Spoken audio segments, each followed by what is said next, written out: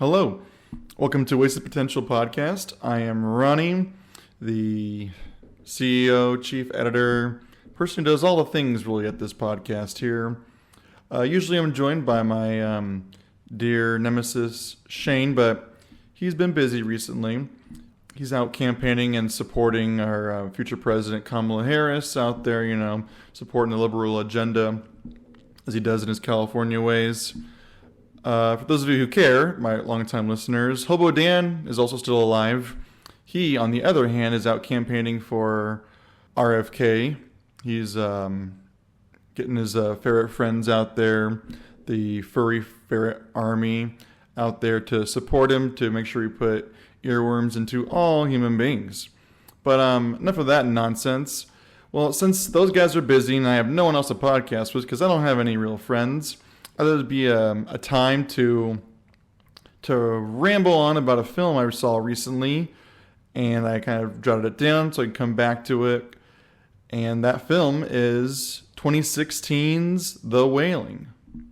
It is a Korean film written and directed by Na Hong-jin.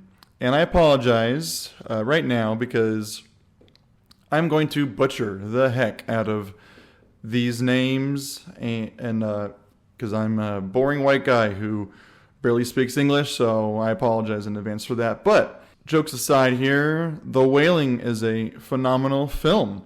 Saw it a few months ago, and I was like, I'm going to write this one down, jot down a couple notes here, so then when I'm bored or I have some downtime, which I never do, but I do now, and when I'm free from Shane's weird grasp making me watch action films, I'm going to talk about a film I actually enjoy. Usually for podcasts, I like to cut in clips of the film to kind of, put a fine point and try to add more, interest, because listening to my voice for the next 20 minutes is going to be boring there.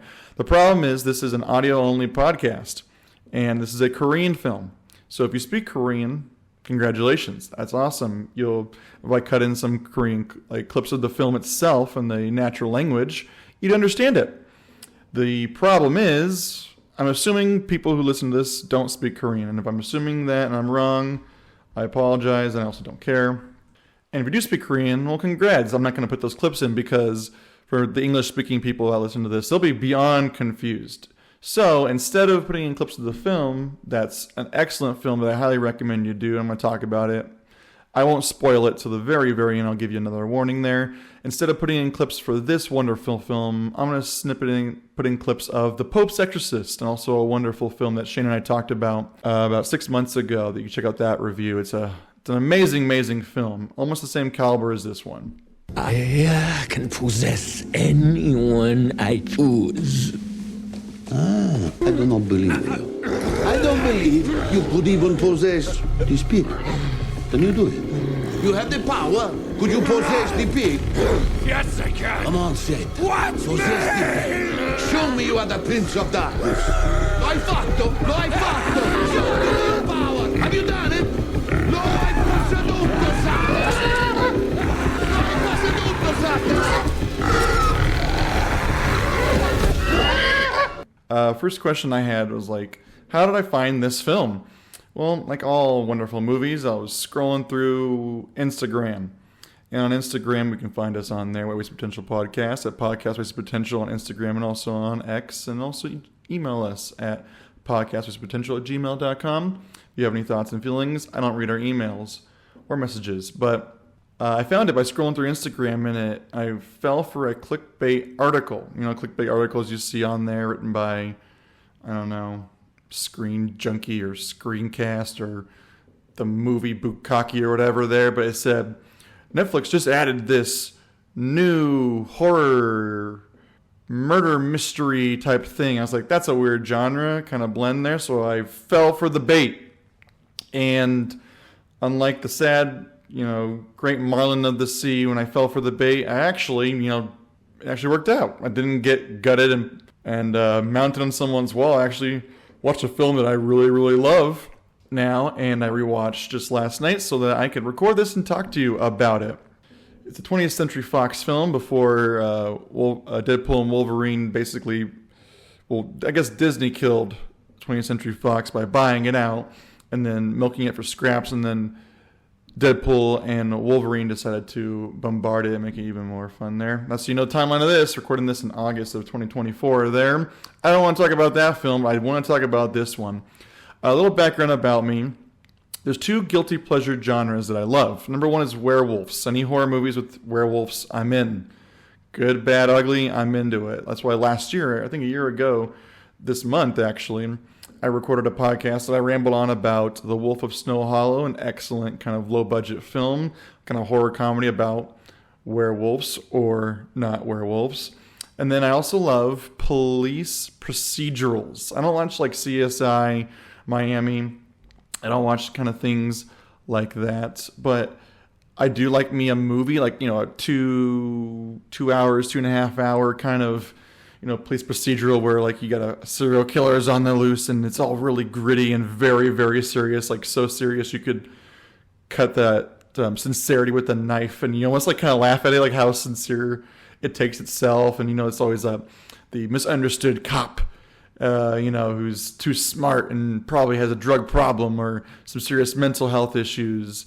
And they get stuck on like this serial killer, and then they decide to go too far, or give me your badge and your gun, all those scenes. Father Amorth, show respect to your superiors. I do! I am the chief exorcist of the Vatican. My position was appointed by my bishop. My diocese is Rome. My local bishop is the Pope. If you have a problem with me, you talk to my boss, okay? The Pope is infirm. Father Amorth, you have not been dismissed. Cuckoo. Father Amorth! I love like just like how paint by the numbers those films are. So I like me some horror. I like me cop drama. And then when I saw that clickbait article about like, oh, mystery and horror, tell me more, tell me more. So then I watched The Wailing, and I loved it because it just stuck with me. The Wailing, to get into the actual plot of it itself, just kind of describe it. It's like a humorous police mystery that turns into a supernatural horror. It's a genre blending cinematic experience that has amazing themes, amazing like art direction, love the editing and stuff like that. But getting into the actual plot itself there. Starts off with our main character, Jong-gu, played by the actor Kwak Do-won. And Jong-gu, like I was talking about, is a police officer, but he's kind of a bumbling police officer. He's plagued with nightmares. He wakes up in the middle of the morning and freaks out his daughter and wife and mother-in-law, saying, "Dirty whore and slut."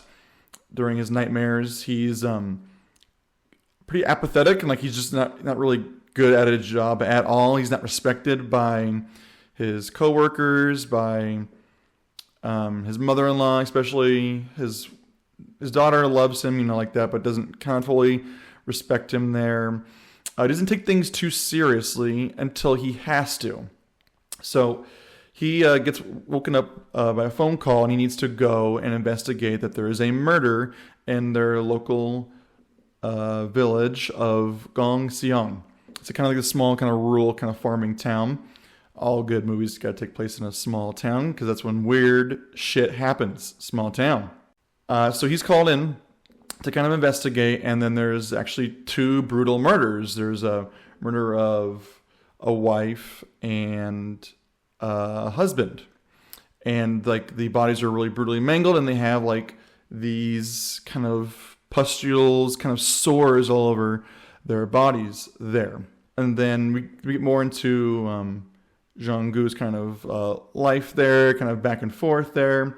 And then while it's kind of interspersing a little bit backstory about him and his family, showing off, you know, like they're not very wealthy. It's a kind of a small town there.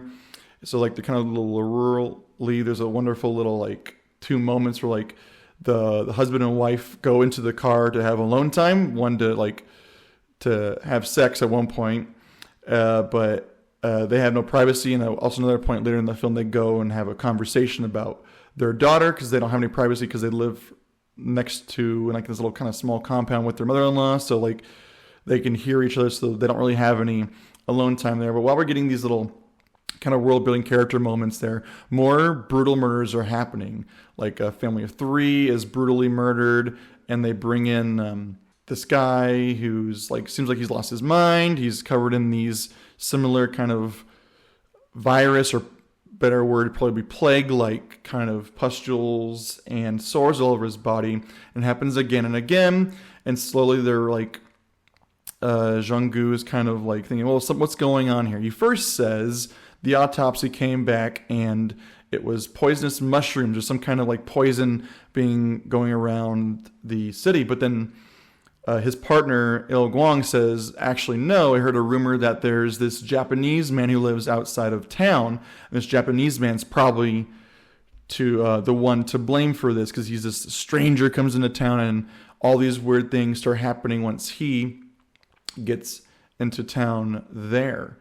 So then as it kind of progresses there, suddenly Jung-gu and his partner want to investigate this Japanese man. So they find a witness who swears that this Japanese man, he saw him and he was eating the raw flesh of a deer, and he's got to be some kind of ghost, and he's the one cursing. So they kind of follow him into the woods, and then like this really kind of weird humorous moment happens where like they want to go talk to the Japanese man. This witness refuses. He walks away, tells them to get struck by lightning. Then he gets struck by lightning himself.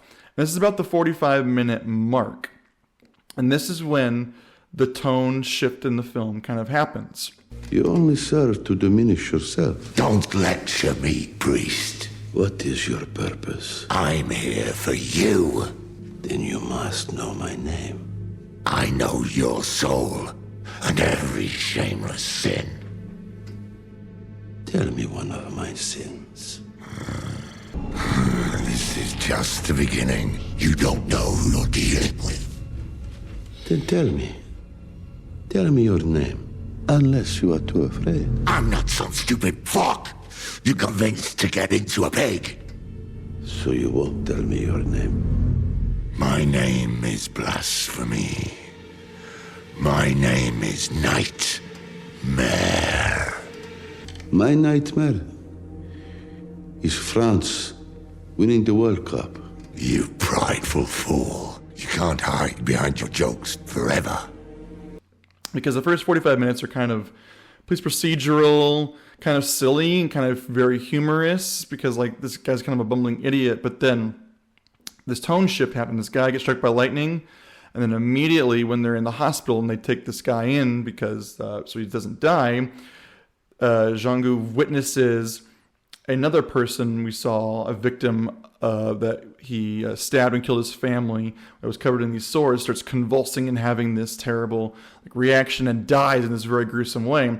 And that's when the film gets a darker kind of twist to it, and it kind of shifts from this silly kind of police procedural with those kind of like dark undertones of gore to something darker is kind of going on behind the scenes here. So Jung-gu and his partner meet with his partner Il Guang's nephew, whose name translates literally to he's actually a Catholic priest, and his name translates to 2 and 3. The 3 of them go visit this Japanese man, and this Japanese man's kind of this quiet guy to himself, and they kind of in a classic kind of police procedural way, they go kind of break into his house and investigate and see these creepy things are in this house there. The Japanese man returns, and then there's this crazy confrontation that kind of happens between them there, and then things just escalate to creepy, and it seems like Jung-gu and his partner have found the right guy. There's these creepy photos everywhere, some kind of satanic kind of ritualist stuff. So then the real moment freaks out when suddenly Jung-gu's daughter starts acting weird and having these sores as well. And his partner found his daughter's shoe at the Japanese man's house. So now Jung-gu is determined, sure, that the Japanese man is up to no good. He's like doing some kind of evil spell upon his daughter. So he and the priest for a second time go and investigate and confront the Japanese man. kill his dog, and set forth a turn of events in which things will never go back from there. I'm not going to spoil too much more about it. I'll do little hints here and there because you need to experience it yourself. And as the Jean-Gu kind of goes into his, journey into darkness, his odyssey kind of twists and turns and gets darker and darker and gets real terrifying there. And as he starts blaming this Japanese man, his daughter gets worse and worse. So then he has to call upon a shaman, this kind of Korean shaman who uses kind of these, old kind of Eastern kind of traditional, arts and ways of acting, and uses these rituals to hopefully save his daughter there. Without spoiling it, the ritual doesn't go all the way through to its full fruition, and then things just kind of escalate from there. Jean-Gu and others take matters into their own hands, go and do another confrontation with the Japanese man, and then the entire time we're kind of going back and forth trying to think, well, what's causing all this? And I kind of jumping around here. It is confusing, but that's kind of the point of the mystery.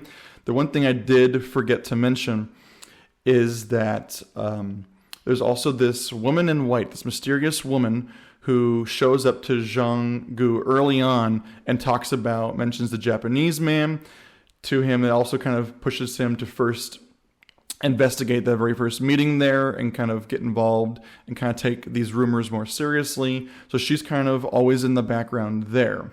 So the film escalates to these amazing blending of genres: supernatural, horror, mystery, twisted kind of fairy tale, to this serious drama. There's a lot of great scenes where our actors get to act out this amazingly written dialogue and talk about what's tearing them up inside and destroying them. So it kind of flows through these different genres, and I find that fascinating as a film watcher, when directors can take these totally different genre types and mix them and meld them pretty well.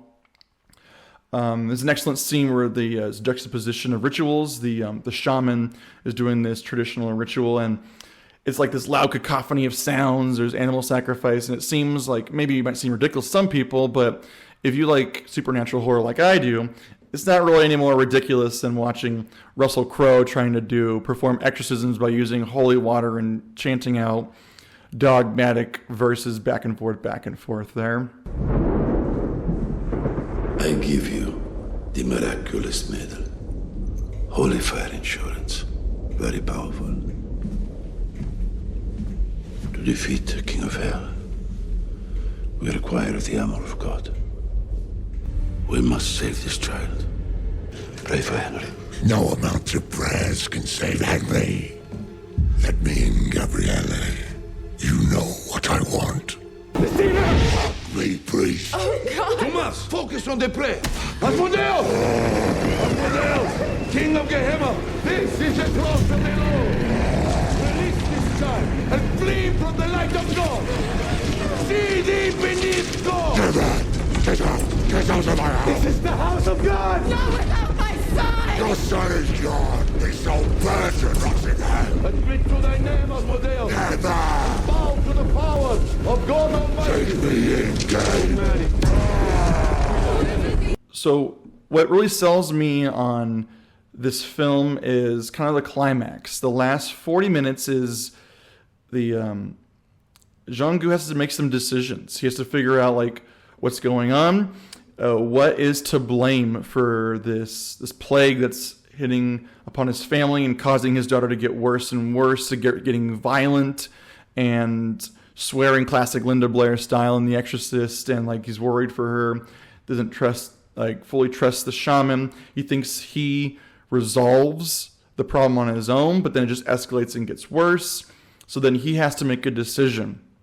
And then the themes of this film are wonderful. Watching film, I love a solid theme, and it really kind of touches on faith. What do you put your faith in? Do you put your faith in religion? There's a scene where Jean-Gu and the priest, the nephew, they go to a Catholic kind of elder, and he says, put your faith in medicine, put your faith in the hospital. The church can't help you with this. This isn't a religious problem. A lot of the characters put their faith in medicine. One of the characters who's struck by lightning, they say he takes tons of tonics, he's healthy, it's saving his life. And then at one point, like I mentioned earlier, like they believe that these killings are due to like poisonous kind of mushrooms being passing around. People are being poisoned in the village there. Do you put your faith in the police to kind of solve this? You have these bumbling police characters who kind of take the matters into their own hands, and that kind of results in this terrible like escalation of problems. Like, who can you trust there? Who do you put your faith into the shaman or to this mysterious woman in white, or are we just kind of judging this Japanese man? Because you don't have to know anything about the history of Korea and Japan, but just in a 10-second explanation, Japan's colonialism upon Korea has put terrible tensions in history. So then these South Korean police officers, this Japanese man coming into their land seems, like an outsider. He's got to be the one causing all these problems there. So like the history of this past that's what's leading them to judge this man. And this man actually innocent. The film puts you into his perspective at one point, and he looks like a terrible misunderstanding, like he's running from his life and he's exhausted and to a point of almost like death. So then the film really does an excellent job with the mystery of like who or what is to blame for all these things these characters are going. In the last 30 minutes, the film editing, it jumps from 3 separate positions. Our priest, he's confronting the Japanese man one more time. Jung Gu has a meeting with the mysterious woman in white, and then the shaman is racing towards somewhere. We don't know where he's going towards, and then the daughter, the wife, and the mother-in-law are having this tension-building, ominous just build-up. So these actually 4 scenes are just perfectly edited back and forth to kind of just build up this tension, leading to the ending there. But going back to themes like rumors, they constantly warn Zhang-gu, don't trust the rumors. Like, don't believe in rumors. Believe in what you can see. Put your faith in the things that you understand. At a certain point, he's certain about something. He's absolutely certain, and it bites him in the ass. His certainty, the things he puts his faith and trust in, absolutely just push him to the brink. And he makes a couple choices, and those choices lead to a fantastic kind of ending there. So that's where I'll stop with talking about plot and themes there. I'll dive into spoilers at the very end of this, and I'll give you a warning. But some other things I want to talk about, because I want to sell you on this movie. You need to experience it on your own. And I highly recommend also, when you do watch it, rewatch the ending, the last 20 minutes, immediately, because so much happens. And the more you watched it, I watched the ending 3 times and the whole movie twice, and it all lines up and it's perfect once you kind of rewatch it, and it does make sense there. Not everything is answered perfectly, but it makes it to enough where it's a satisfying conclusion. This film is also filled with tons of biblical references. I mentioned the priest's name is 2-3, the 23. To me, it's a funny little reference of everyone's favorite Jim Carrey movie, The Number 23. Conspiracy theory that the number 23, in our world, that number has a lot of meaning. The number 23, a heart-wrenching odyssey into paranoia, one of the most horrifying metamorphoses ever told. I'm buying this for you. Chapter 1. All I could think about was the number. I met you when I was 23. And the day we met was? September 14th. 9/14. 14 plus 9 is? 23. Is it all just a coincidence? I don't know. So what is 23? There are 23 axioms to Euclid's geometry. The human body consists of 46 chromosomes, 23 from each parent. 2 divided by 3, 0.666. Number of the devil. So is 23 a blessing or a curse? And then obviously 2 divided by 3 is 666, repeating a decimal. These are biblical reference as well to fishing, like the Bible, fishing for men. That's the kind of thing. Well, actually, there's two references to the chapter Bible, the book of Luke as well. The rooster has to crow 3 times in this, referencing as well temptation of Peter, as well as pierced hands. Those are these great biblical references, and like I don't subscribe and follow that religion, but it just really adds to these themes really well of faith and just kind of building in like what do you believe in. It kind of this biblical motif is excellent and kind of just adds depth to the writing in this world here. Watching it a second time, which I recommend as well. It's 2.5 hour movie. It is not a slog, but it is a journey. I feel like it flies through because I think it's so engaging in every about 40, the 3 acts, the 45-minute structure. It changes up the tone, the pace, and the what's kind of going with, so it keeps it kind of fresh. But there's constant foreshadowing of what is going to happen next. And then the second time watching it last night, I was like, oh, it's all there. It sets up everything, and all these things beautifully pay off about what's going to go on with these characters there. All the characters are very much fleshed out. There's a lot of minor characters, so it does get confusing. There's lots of death and kind of destruction going on. A lot of characters are introduced and they don't have full development, but they do each add a little bit more to push Zhang Zhu one way or another on what he believes in his next kind of steps there. Film editing is phenomenal. It adds constant ominous tension of bad things are going to happen.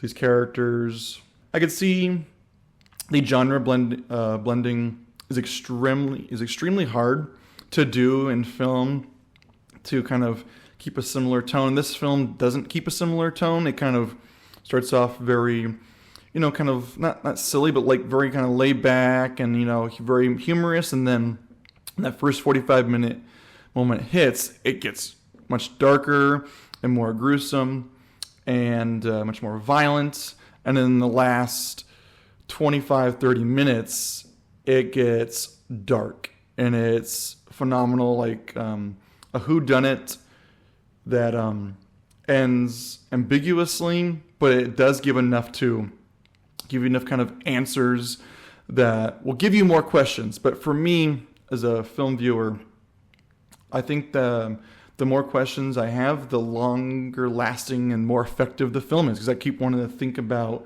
well, how does that connect? And it does connect. I don't think anything is really empty, and it makes me want to rewatch it. And like I said, the second rewatch of this, everything really falls into place and connects really well.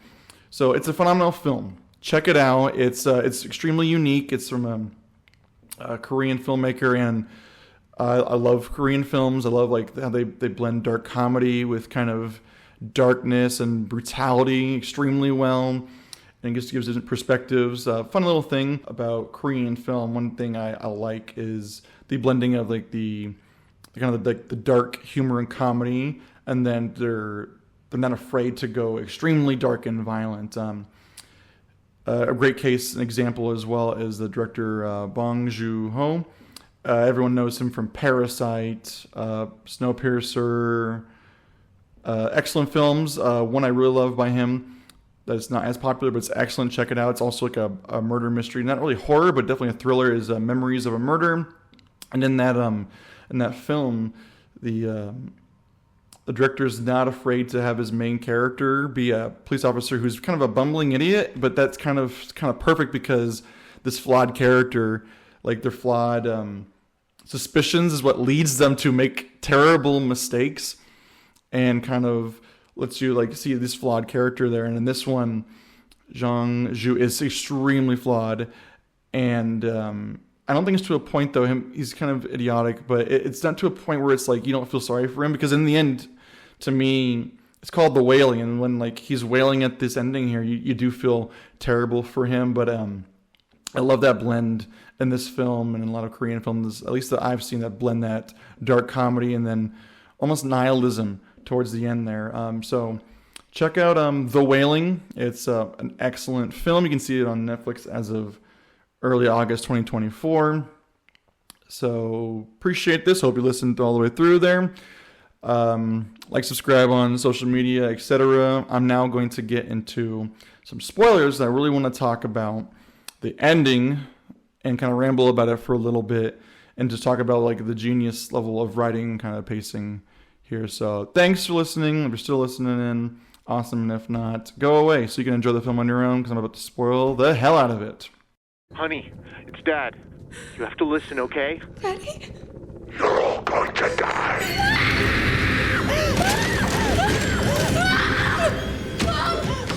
Who's Daddy? Who's Dad? I heard Dad's voice.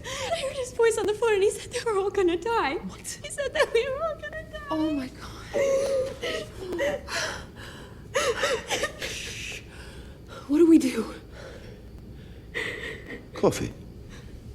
Spoilers. The last 25 minutes of this film is phenomenal. It's on your edge of your seat, like, what the fuck is going on here? So, Zhang Zhu believes he kills the Japanese man, and he ends the curse, and he's all good. But then the shaman calls him and tells him, it's not over. I saw a mysterious woman in white, and she's the one that's to blame for all of this. And then his daughter disappears. He runs after her, and he has a confrontation with the woman in white. And I kind of mentioned it earlier, the four-pronged ending with the priest 2-3 confronting the Japanese man, Zhang Zhu talking with the woman in white, the daughter, mother, and mother-in-law home scene, as well as the shamans racing there. So Zhang Zhu comes searching for his daughter, meets the woman in white, and she reveals to him that you can't go home. The demon is there. The Japanese man's to blame. He is a demon. He has infected your daughter. If you go home now, you will all be dead. You will all lose your life. And in a allusion to the Bible, she tells him, if you go, you must wait till the 3 roosters crow. Then you can go home. You can be safe. I put a spell to capture the demon to save your family. If you follow this, what I'm saying, if you put your faith in me, then you will be saved. He's obviously questioning it, though, because ominous woman, he sees her, and after he meets her, that's when all these bad things are happening, though. His daughter gets sick from there, and then, so she's, in his mind, the catalyst. You're to blame for this. And then he also gets a phone call from the shaman saying, you have to go home now. You have to go home now. Don't let her tempt you. Don't let her tempt you. And that tension is building and building.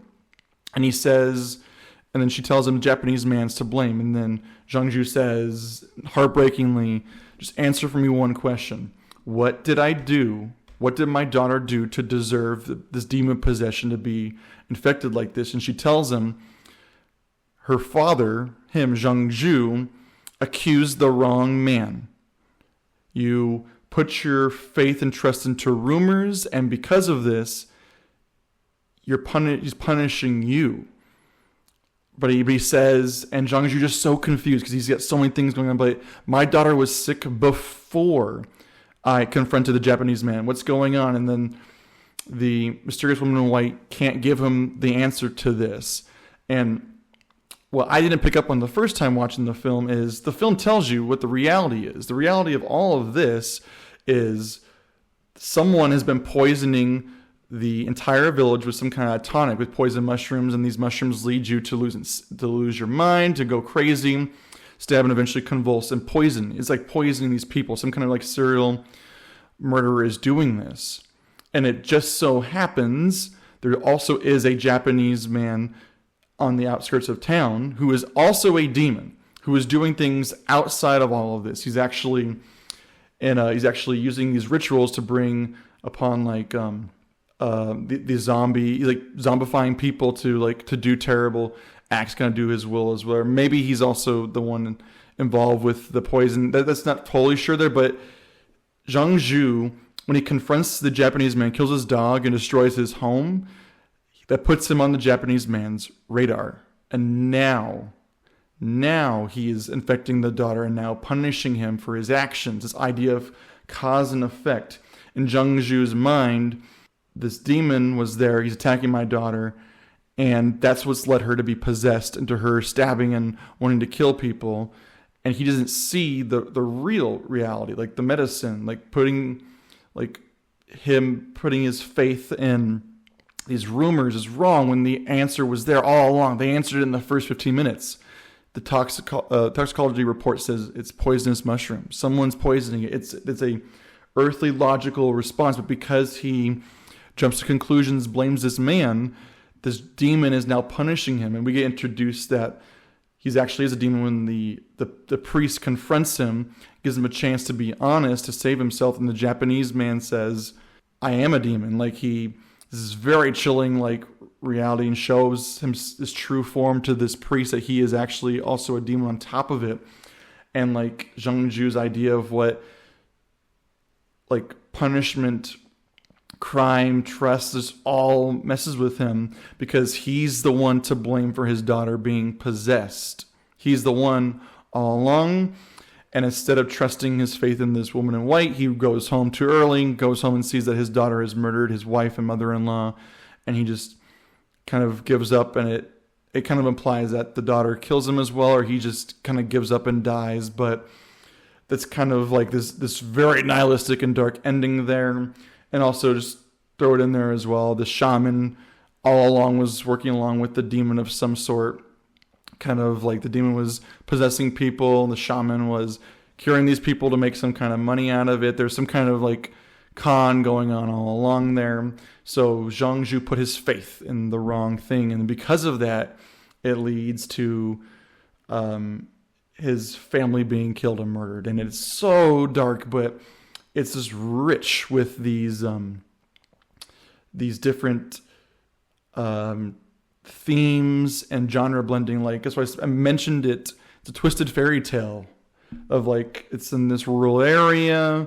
There's this kind of what we think is like our hero's trying to solve it, but he makes the wrong choice. And the writer-director gives us a tale, a warning, a very didactic, violent, twisted, nihilistic tale of don't put your faith in the wrong things. And if you do, there's consequences. There's a cause and effect for all of our actions there. So it's brilliant. It's phenomenal filmmaking. I can't recommend it. I've already spoiled the shit out of it if you're listening this far. So even if you did spoil it, still you're like, I don't really care about this. So if I spoiled it, hopefully it does pique your interest now, and you do still go check it out there. So thanks for listening to this brief little rambling about 2016's The Wailing. Check it out. Support Korean films. Check out the director as well. I'm going to go check out some other films by him as well, because like this movie was phenomenal, piqued my interest there. So thanks for listening, and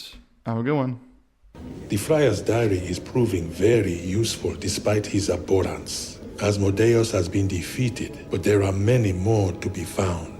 Soon we will know all of the other 199 sites on Earth where God is not welcome. Gabriele, will you take on this task? This would be more than a lifetime's work for one priest. But 2 priests? What do you think, Thomas? Can you see this now as a calling? And that we must serve God the way He wants us to serve Him? Let's go to work. Let's go to hell.